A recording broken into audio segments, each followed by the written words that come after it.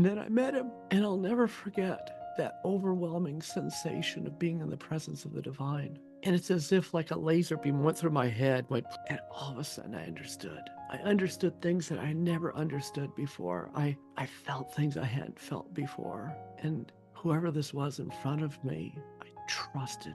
And I was overwhelmed with pure love.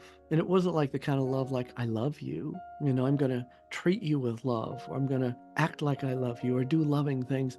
I was in the presence of the total embodiment of love. I was in the presence of the author of love.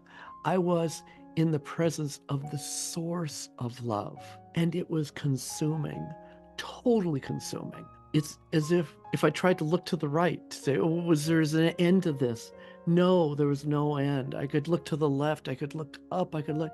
God was infinite, and the presence of God's love and who he was as infinite and as deep and eternal as he was eternal. And so was his love for me. That changes you. It changed me. There was a point where it was time to come back. And it wasn't as if we, had this divine talk and, walked down golden roads. It was nothing like I've read about other people saying or angels singing. In fact, I couldn't even tell you if I was in heaven per se.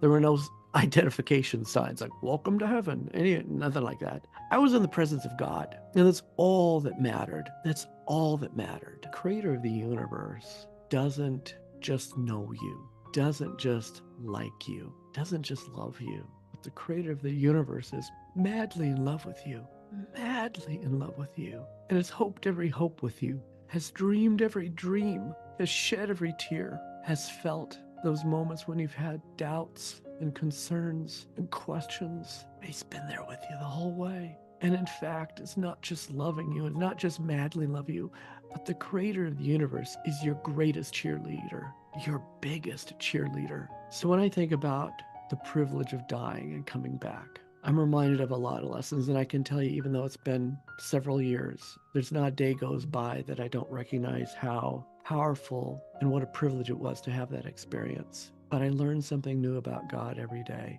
And I believe that's hopefully, prayerfully, a lesson that everyone will take, that God is worthy to be trusted. Your life has meaning and purpose. And if you're willing to show up, that you're going to experience hardship, tragedy, wonder, triumph, but the most exciting, page-turning story that anyone can ever live.